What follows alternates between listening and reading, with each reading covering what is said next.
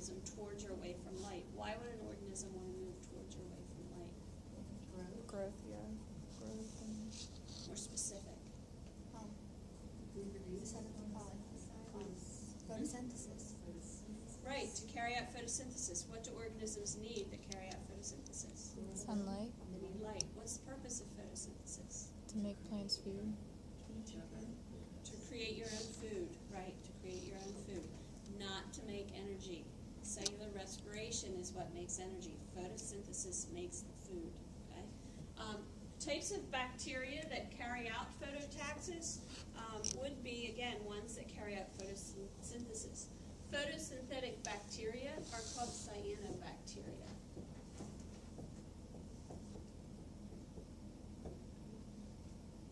How about magnetotaxis? What do we mean by that? Magnetized one. Okay. What does it allow them to do? Connect to each other. No. Let's pick the gas. Okay. So it allows them to not only find up and down, but also north and south. So it allows them to orient themselves directionally. Magnetotaxis, right.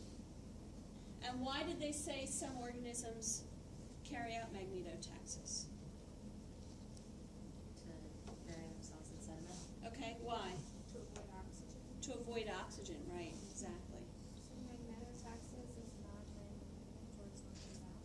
Or up and down. The gravitational force, right? Hmm? Wouldn't it be like gravitational force? Maybe, but that's not necessarily the north and south part. So I'm not exactly sure how they can recognize Don't say north and that. south and up and down, but again, not sure exactly how that works, but okay. All right. So we talked about regular flagella, but I want to talk about another type of flagella that some bacteria have, called endoflagella. So endoflagella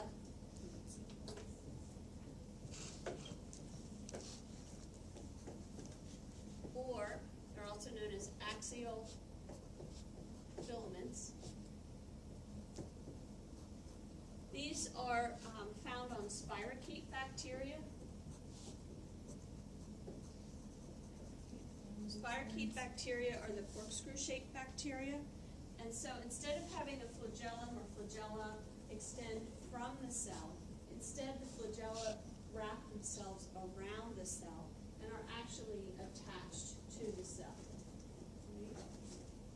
And what they allow for the organism to do is spirochetes have a very unique type of movement.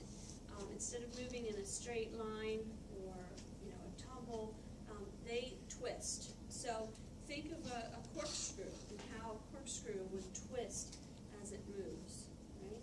That's how they move. And those axial filaments or endoflagella are what allow them to move in that spiral kind of twisty way, okay? All right, next thing I want to go over are the pili and the fimbriae. So, This one. pili and fimbriae. So the pili are also known as long conjugation pili.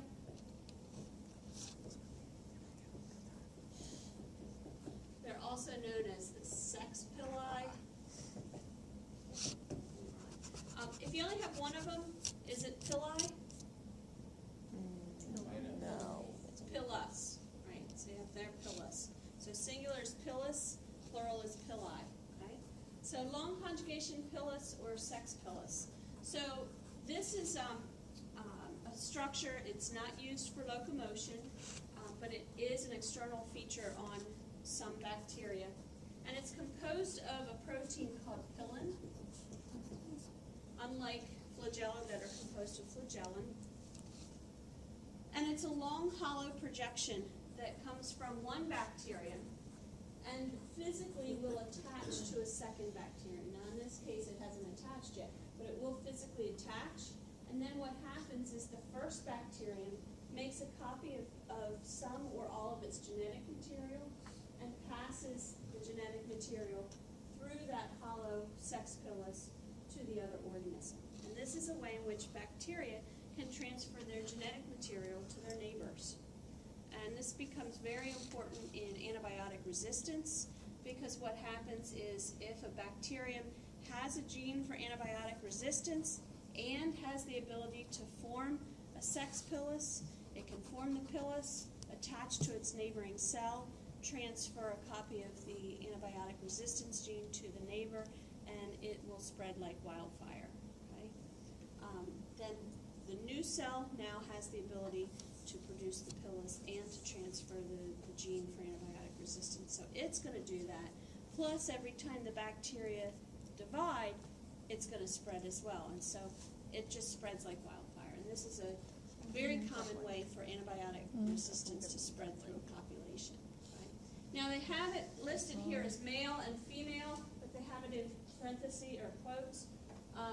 There are no male and female bacteria. They're asexual beings. However, they call it the quote male because it's the one that's producing the pilus, and the female, quote female, because it's receiving the pilus.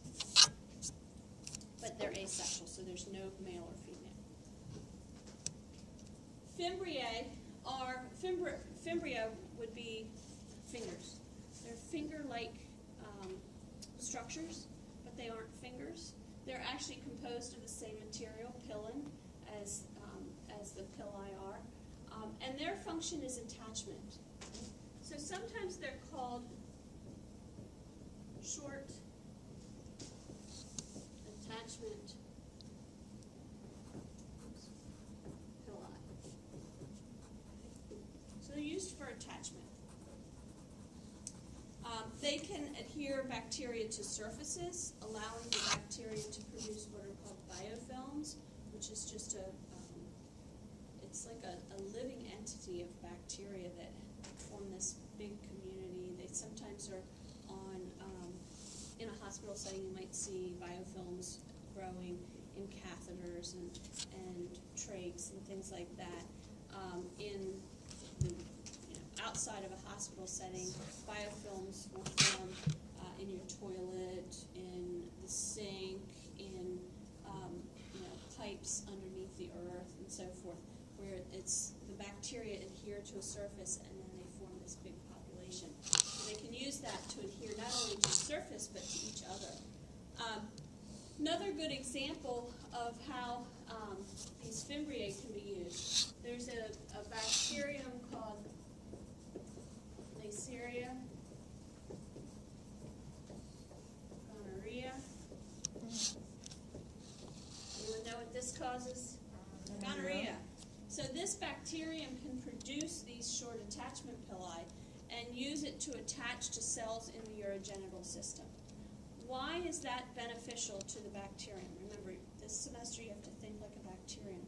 Why would it be beneficial to use those fimbriae to attach to cells in the urogenital system? So they don't get flushed out. So they don't get flushed out, right? Your body has mechanisms, flushing mechanisms, to hopefully rid itself of things that don't belong there. But if they can hold on, they stay put. Your flushing action doesn't get rid of them. So it's very protective to them.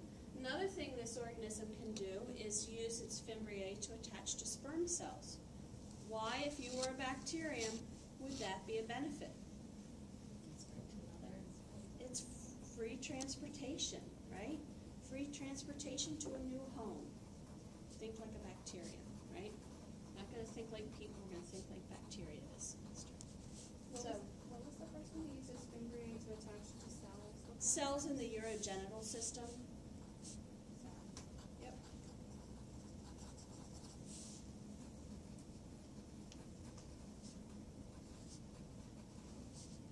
So in addition to pili and fimbriae, well, here's some pictures actually before we move on.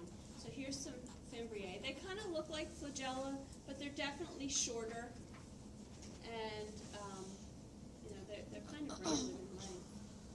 And then here's a sex pilus connecting to bacteria. Interesting thing, you don't have to know it, it's just kind of funny, but some bacteria will only use a sex pilus and attach to organisms of their own species or sometimes their own genus, but others will randomly attach their sex pilus to any old bacteria and transfer genetic material, and those we call promiscuous bacteria, which is kind of an interesting term, I think. Why would it do that? To other genuses or just, Yeah, to other genuses. I don't know, survival of all bacteria? I don't know. World domination. World domination, there you go. Yeah, I mean, it makes sense for them to pass it to their own species, continuation of their species, but for, I don't know, they're just promiscuous. I don't know. I don't know. I'm sure there's some reason. Can they all? Could the other bacteria even use the gene though? Like, would they even It recognize kind of or would depends it on just what be it useless? is. It depends on what it is. If it's just like a random gene for capsid production or antibiotic resistance, it probably could use it. Yeah. For example, a good example would be there's a bacterium called vancomycin-resistant enterococcus. Some people may have heard of it before, VRE. So vancomycin-resistant enterococcus has been seen maybe in the first case, this was 2002, has been seen causing co-infections where an individual has VRE and has MRSA. MRSA is methicillin-resistant Staph aureus. It's just a strain of Staph aureus that's drug resistant. And what we've seen on occasion is that when those two are together, sometimes the vancomycin-resistant enterococcus will transfer genes to the Staph aureus and convert that Staph aureus from MRSA to what's even worse, called VRSA, which is vancomycin-resistant enterococcus. So they're able to pass that vancomycin-resistant gene from the enterococcus to the Staph aureus, and that's a really bad thing. It happens. It's not good for us. So the VRE transfers the Gene for vancomycin-resistant. to MRSA? It can. Okay. It has on occasion. MRSA on its own is its own different type of resistance. Yeah, it's resistant to things like methicillin and oxacillin. So when the VRE transfers their gene to the MRSA, it's like 10 times worse. Now it's really bad because vancomycin is like, if nothing else works, usually vancomycin does, and when vanco doesn't, then you're kind of up the creek. There's not a lot of stuff you can do. All right, so let's move on and talk about the last bacterial structures that I want to go over. So I want to talk about the glycocalyx.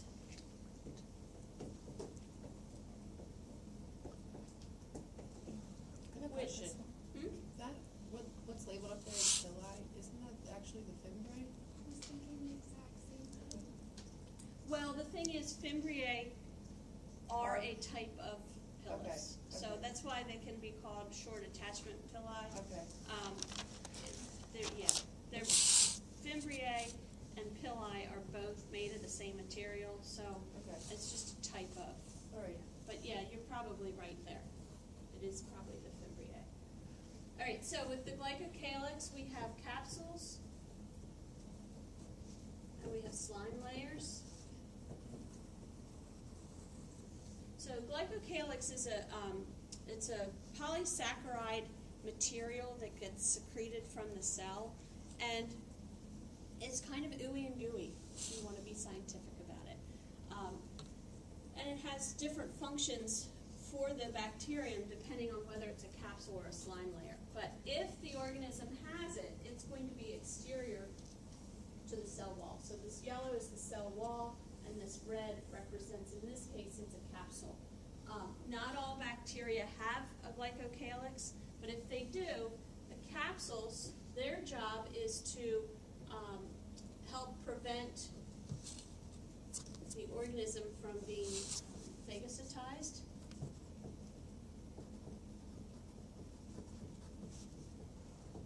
So your immune system has cell cells called phagocytes that gobble up invaders. And if a bacterium has a capsule, it can resist being phagocytized by our cells of our immune system. So it's protective towards the organisms. The capsule is usually kind of it is ooey and gooey, but it's more, what's the word I'm trying to use? It's more structured around the bacterium, but yet it's still kind of ooey and gooey, right? The slime layer is more ooey and gooey. It's less structured and less tightly packed surrounding the cell. It's kind of a loose, gooey mess around it.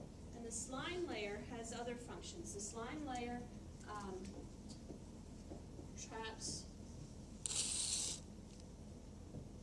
food and moisture close to the cell, and it also acts for adherence. So again, it's kind of sticky and ooey gooey. It's really kind of like when you were a kid and you played with slime. It's kind of that material. And so it's going to trap moisture, it's going to trap nutrients. That's good for the bacteria. Also, it can allow it to stick to surfaces. It can stick to teeth and make biofilms that form dental plaque. It can stick to catheters and form biofilms. It can stick to each other. It's just kind of sticky. It's easy to tell on gram stain if an organism has a capsule or a slime layer because it's not, excuse me, it's not composed of cell wall material. And so what happens is the bacteria will stain, and then you'll have this kind of almost pinkish area around it that's representing the capsule or the slime layer. When you grow it on an agar plate, excuse me, when you grow it on an agar plate, you can also usually tell if an organism has either of these two because the colonies will look mucoid. Mucoid is a term that means kind of runny and kind of ooey and gooey. And there's one organism in particular, there's many of them, but the one that always jumps out at me is one called Klebsiella pneumoniae. And this bacterium, when you grow it on the agar plates, it's so mucoid because of the capsules that, you know how we put the agar on the agar side up and the lid's on the bottom? When you go to pick it up, it has usually dripped down onto the lid, and when you pick the plate up, there's usually like this long string that eventually will snap because it's so gooey. It's fun. It's really fun. All right. So those are the glycocalyces. Any questions on either of them? No? It's good? All right. So we're going to go into the eukaryotic cell, and this is just a kind of a nondescript eukaryotic cell. On the left-hand side, this represents more what a plant cell would look like, because it has a cell wall and it has chloroplasts. On the right-hand side, this is more what an animal cell would look like. Okay? Do all animal cells have flagella? No, not necessarily. Can they have more than one? Yes, they can. Do we have any human cells with flagella? Yes. All of us? No. No, just some of us. So the only human cells with flagella would be sperm cells. But there are other types of eukaryotic cells that have flagella, one or even more. So if you think to your lab, your trypanosoma has one flagellum, eukaryotic organism. Your trichomonas organism has multiple flagella. So eukaryotic organisms can have more than one flagella, just like prokaryotics do. So we're going to go through all the different structures. Just a reminder, what do eukaryotes have that prokaryotes don't? At least one nucleus and membrane-bound organelles. Right, exactly. So we're going to start first with the flagellum. And it is different from the prokaryotic. Yeah. Sorry, eukaryotic have a nucleus of what that's different? Membrane-bound organelles.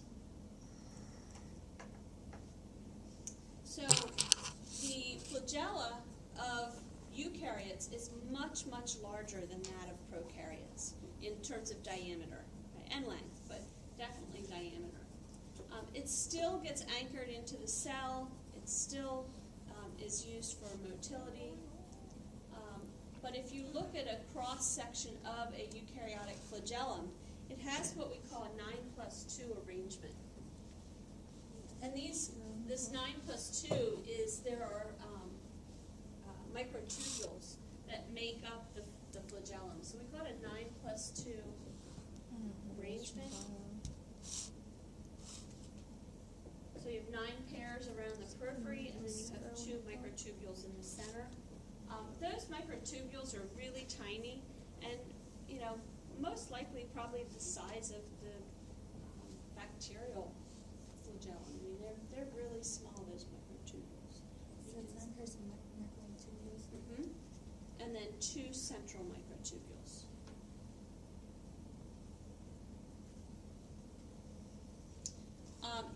Instead of being composed of flagellin, the eukaryotic flagellum is composed of protein called tubulin.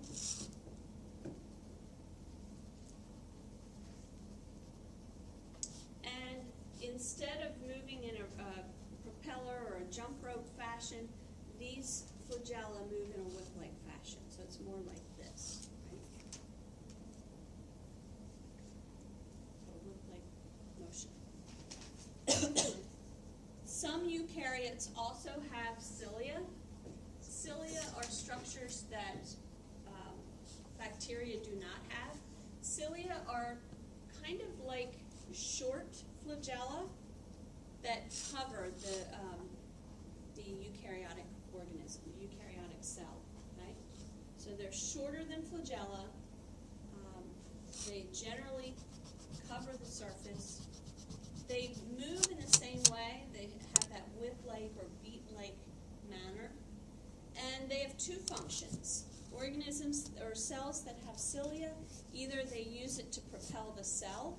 So organisms like paramecium, which is a single-celled protist, is covered in cilia, uses that for motility, uses it just the way another organism would use flagella. There are some stationary cells that have cilia. Why do you think some stationary cells would have cilia? No? To grab. No? To move something else along that. To move something else along it. Think of us. What do we have? There's cilia lining our trachea. Right, there's cilia in our trachea. Why do we have them? What are they moving?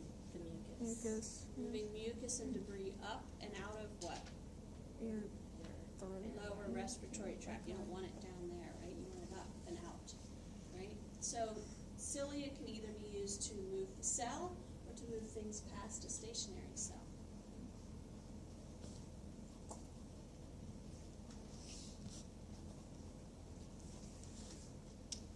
Cell wall. So not all eukaryotes have cell walls.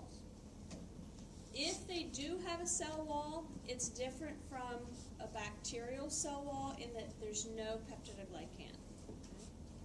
So what types of eukaryotic cells do you think have cell walls? Plants, fungi, what else? What was the question? What types of eukaryotes have cell walls? So plants, fungi? No, protozoa don't, but what kingdom are they in? Are they in the animal? No? It also starts with P. Cortisa. Yeah, so protozoans are kind of a loose term for organisms in kingdom Protista that are animal-like.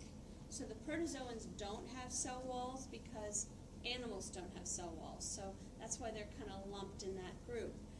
But there's other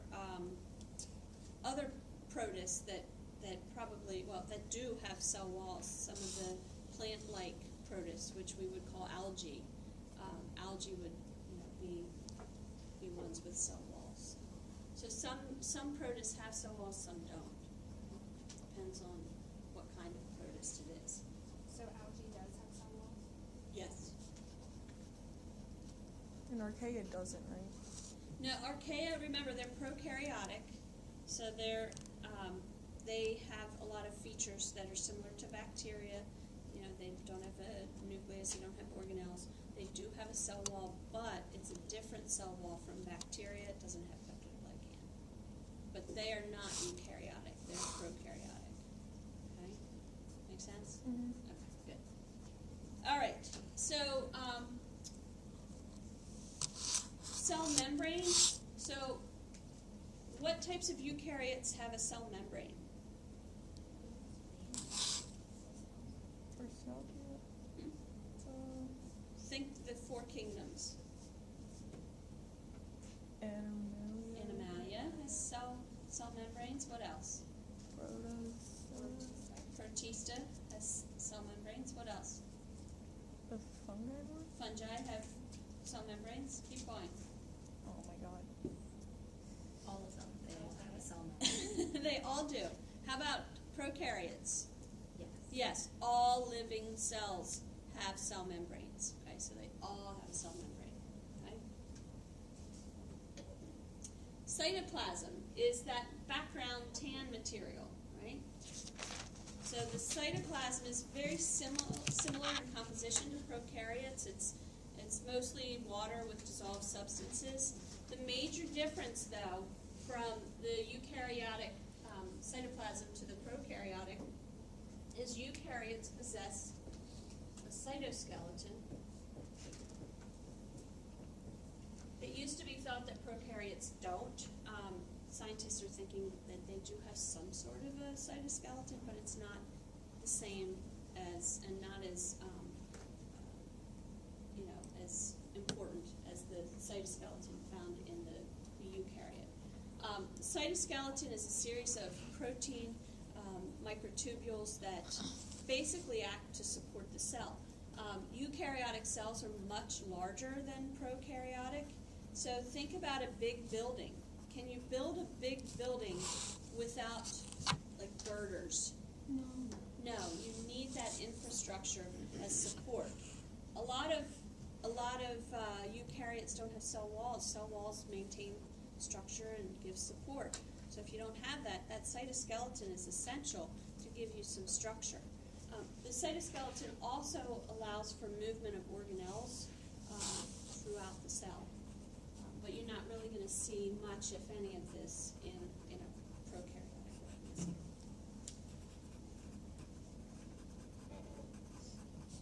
So what's the purpose of cytoskeleton? Support structure, primarily, and movement of organelles. All right, the next thing is ribosomes. So we've already talked about eukaryotic ribosomes and how they differ from prokaryotic. I believe I put a chart up on the board, remember? And we said that prokaryotic ribosomes are 70S with a 50 and 30 subunit. What did we say about eukaryotic ribosomes? 80S with a 60 and 40 subunit. Did I put the rest of that on the board also? No.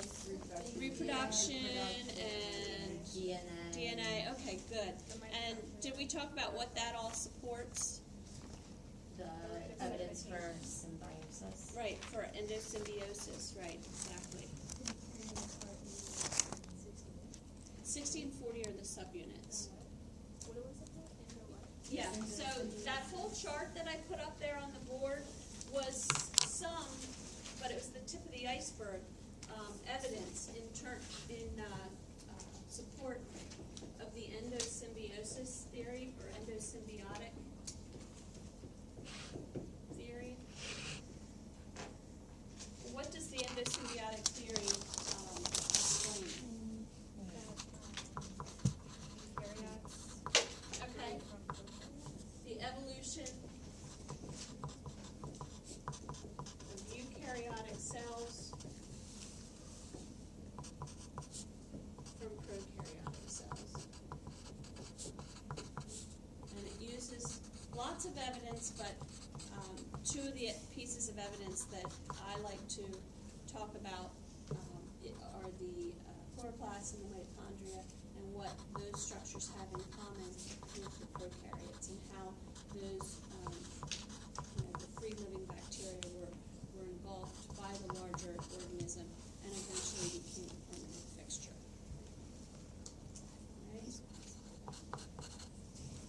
what do ribosomes do, by the way? Protein synthesis. Protein synthesis. Alright. So the next thing on here is the nucleus. So the nucleus is where you're going to find the chromosomes. What are chromosomes composed of? Chromatin. Well, what's the molecule? You said it. DNA. Right. So chromosomes are how DNA is bundled.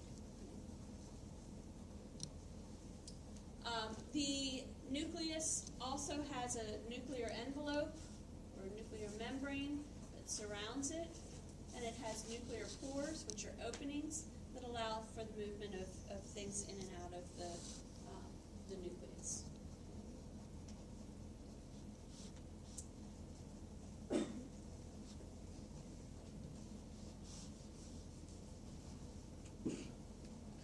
We also have endoplasmic reticulum.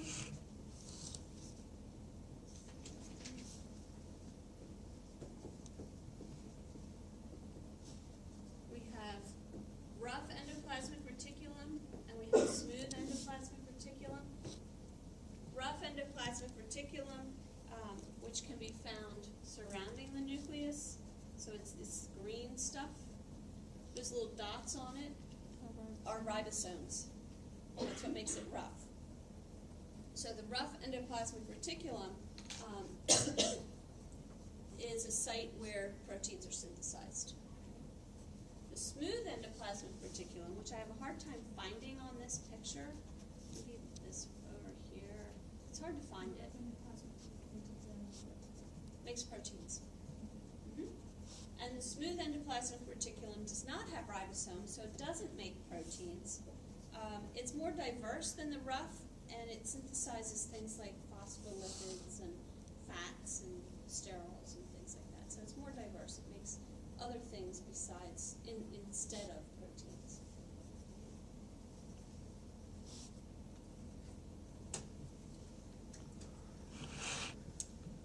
Then we have the Golgi. Some people say Golgi apparatus, some people say Golgi complex. I don't care, either one's fine with me. But it's these flattened stacks over here. That's the Golgi. And some people think of it as the shipping department of the cell. So basically, proteins that are made in the rough endoplasmic reticulum get shipped to the Golgi, where they're modified, and from there they get shipped out. They bud out in these little vesicles, and then make their way to the cell membrane where they leave the cell. So basically, think of it as the shipping department. Packages of proteins come in, they're repackaged and shipped out to where they need to go. Okay?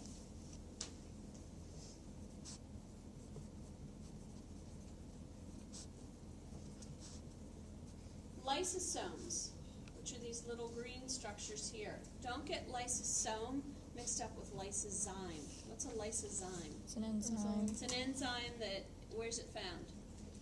Sweat, tears, and saliva. Tears, sweat, saliva. saliva, and what does it do? It prevents infection. Right, it prevents bacterial infection. Don't get that mixed up with lysosome. Lysosome is different. Lysosome is a cellular structure. It's a single membrane vesicle, and it contains as many as 40 digestive enzymes in there. And so think of this kind of as the garbage disposal of the cell, right? Old and worn out organelles go to the lysosomes where they get destroyed. If a cell takes in an invader, like a bacterium or a virus, it can fuse with the lysosome, and the digestive enzymes will break down that bacterium or that virus and get rid of the remains of it. So it's kind of the garbage disposal of the cell. Okay? Vacuoles.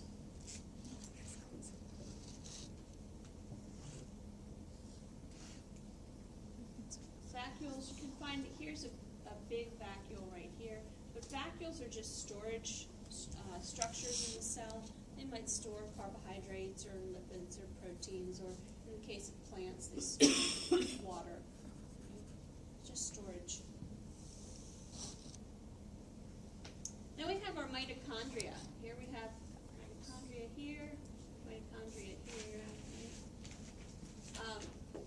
Mitochondria are the powerhouse of the cell. This is where cellular respiration takes place. It has two membranes. It has an inner membrane and an outer membrane. The inner membrane is where you're going to see the respiratory enzymes, the enzymes that are needed to carry out cellular respiration. So with that being said, why is it beneficial that this inner membrane is folded? More surface area, exactly. Okay. So most eukaryotes have at least one mitochondrion, but there are a couple of eukaryotes that don't have any. The number depends on the function of the cell. For example, things like our liver cells have lots and lots of mitochondria. They may have over 1,000 in one cell. So it depends on the kind of cell, the type of organism, as to how many they have. And we already talked about some of the features of the mitochondria, that they have some of their own DNA. They can divide independently of the cell. They divide very similar to how bacteria divide. They have a lot of characteristics that led scientists to believe that they were once free-living aerobic bacteria. Now they're just an organelle, just a cellular structure. Over on the other side, we have chloroplasts. The chloroplasts are going to be found in plants and algae. And anyone know what a chloroplast does? It makes it green. It's the site of photosynthesis, right. It's where photosynthesis occurs. Now, question for you. If this is a plant cell, and they have chloroplasts, do they also have mitochondria? Yes. Who says yes? Oh. Yeses have it. Remember, plants use chloroplasts to carry out photosynthesis to make their food. But they still have to have a way to break the food down, which is what we call cellular respiration, which occurs in the mitochondria. Okay? Question? Oh, I was. You were going to answer a question. Yes. Yes. I was like, yes. You are all ready for me. All right. Another structure is the peroxisome. This little tiny circle up here, the peroxisome. And peroxisome's job in any cell is to oxidize organic substances. So they help break down substances during metabolism. Oxidize. So they might break down amino acids or fatty acids, things like that. In addition, the peroxisomes also can oxidize toxins such as alcohol. And they can also break down toxic forms of oxygen. So we'll talk about that when we talk about respiration. We'll talk about how there are toxic forms of oxygen such as superoxide and hydrogen peroxide, both of which are toxic to cells. And so the peroxisome has special enzymes that break down these toxic substances for the organism. Do you say they oxidize what now? Things like amino acids and fatty acids, and also toxins, Okay. alcohol. So. Thank you. Yep.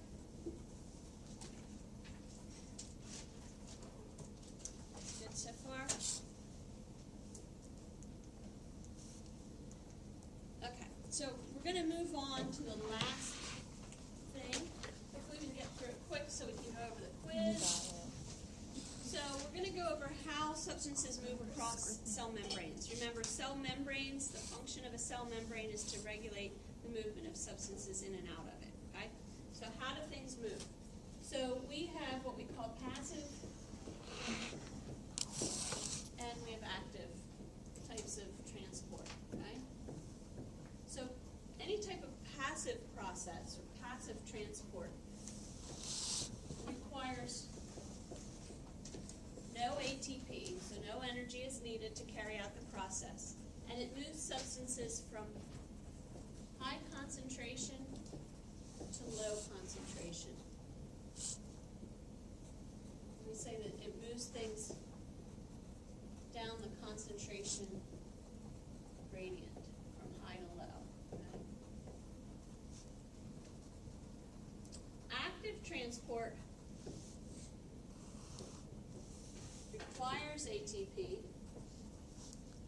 and it moves substances from low concentration to high concentration, and we say it's moving substances against the concentration gradient. So when we talk about passive processes, we talk about simple diffusion, facilitated diffusion, and osmosis. Okay, so we're going to go over these three before we get to active transport. Okay, so simple diffusion, good example of simple diffusion is right here. But before I get to it in general, let me go back to passive and active. So best way to think about this is use an analogy. So say you're in a kayak, right? And you're upstream. Think of upstream as high concentration. Think of low stream think of downstream as low concentration. Okay? Upstream, high concentration, downstream, low concentration. If you're in your kayak and you are upstream and you want to get to downstream, do you need to paddle? No. You can just prop your feet up, drink a glass of water, and let the current take you, right? So no energy is required, right? So that's passive.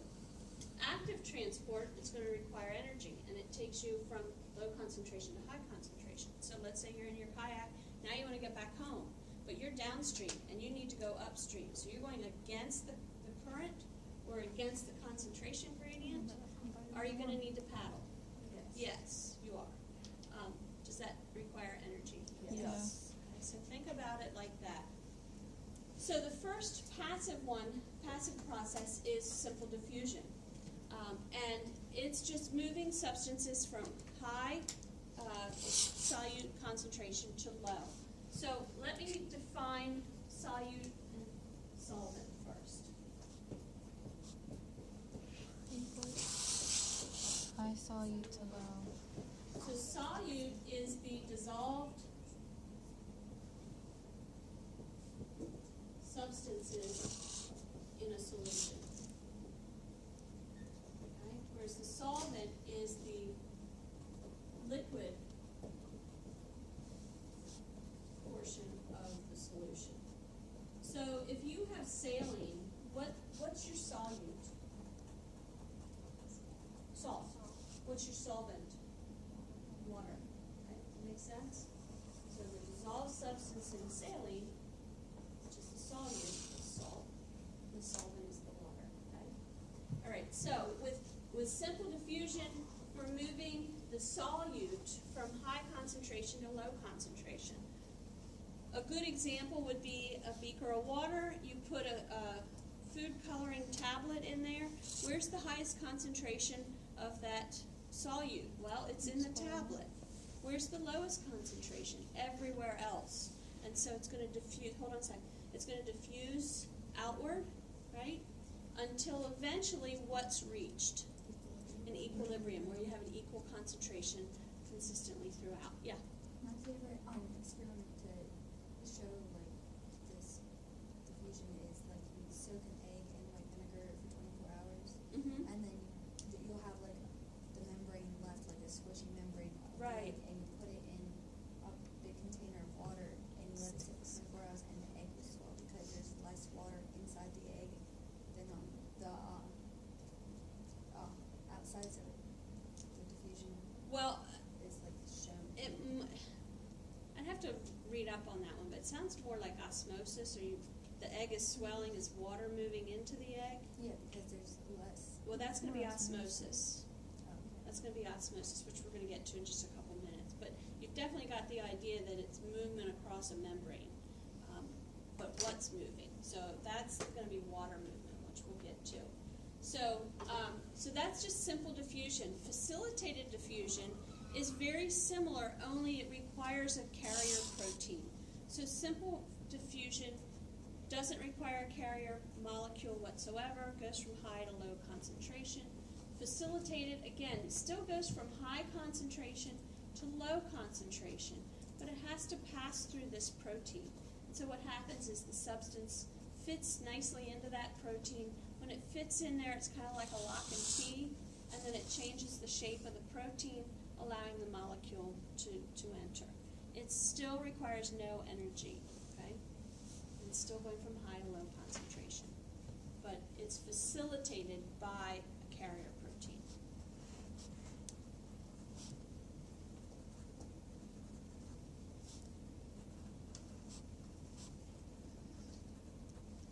All right, the next one is osmosis. So osmosis is a little different because osmosis, we're not worried about the solute.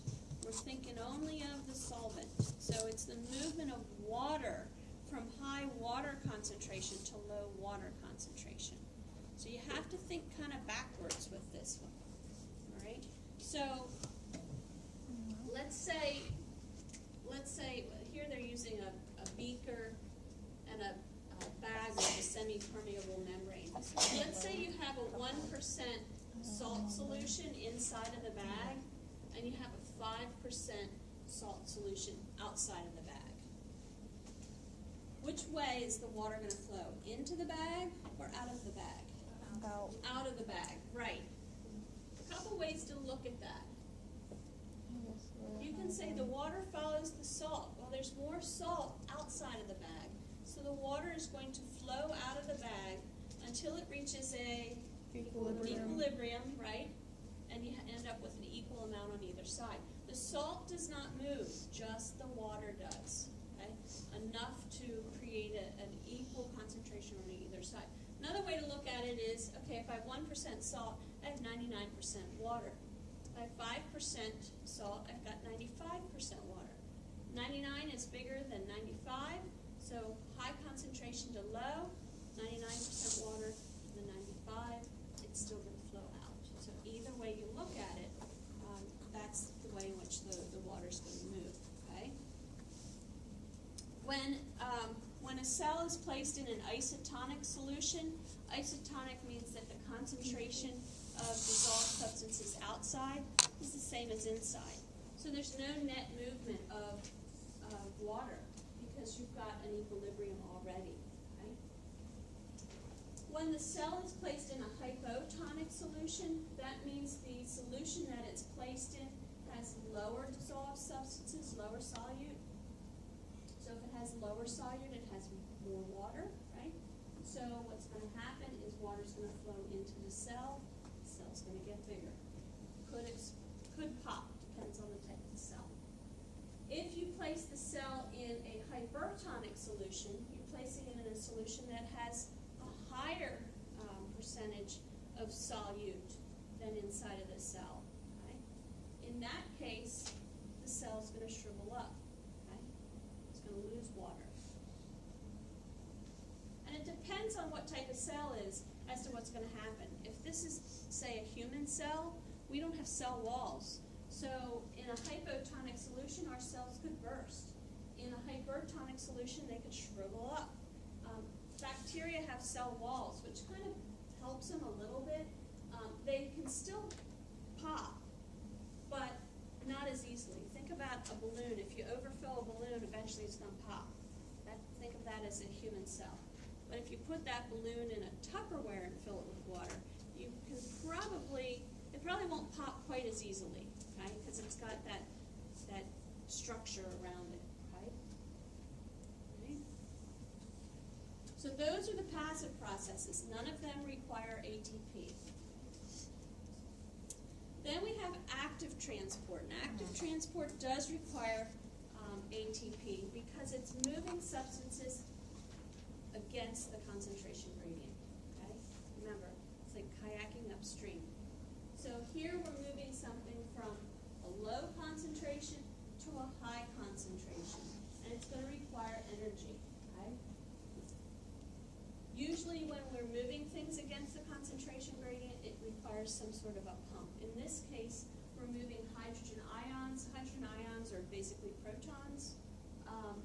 So when you move protons, we call this a proton pump. When we talk about cellular respiration, you'll probably see something like this again. If you remember from any type of bio course you took, you probably learned a little bit about these proton pumps with cellular respiration and photosynthesis.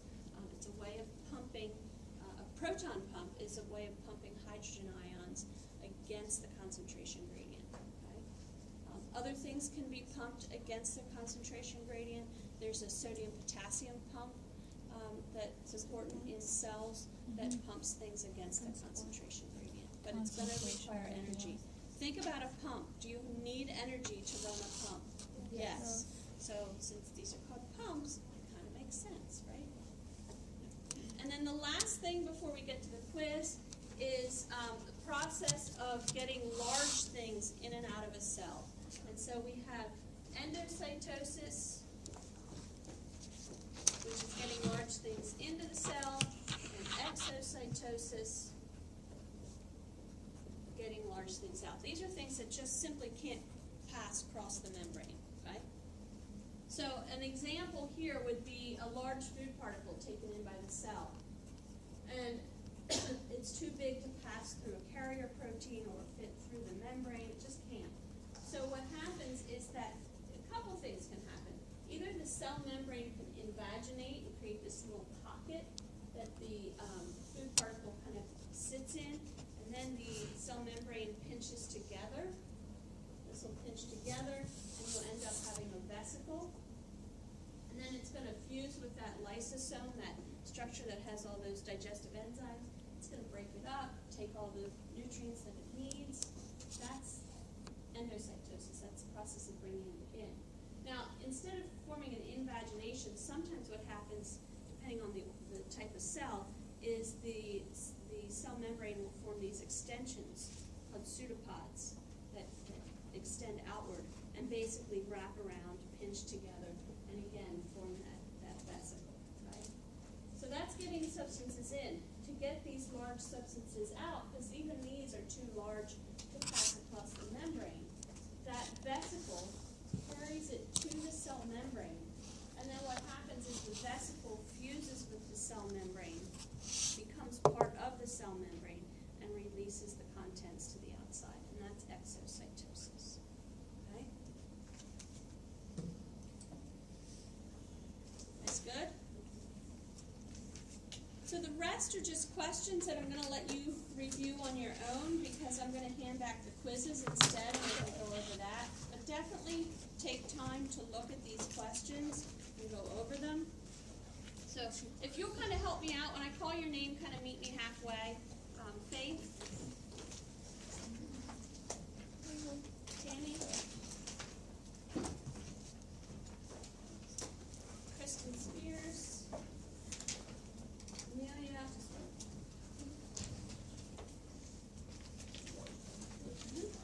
Valerie?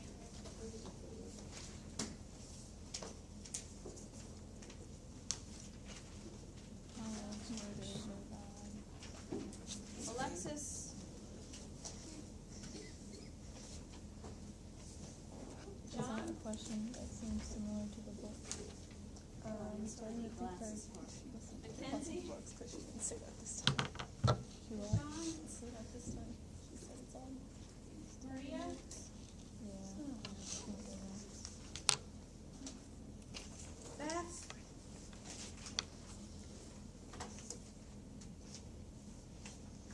Holly?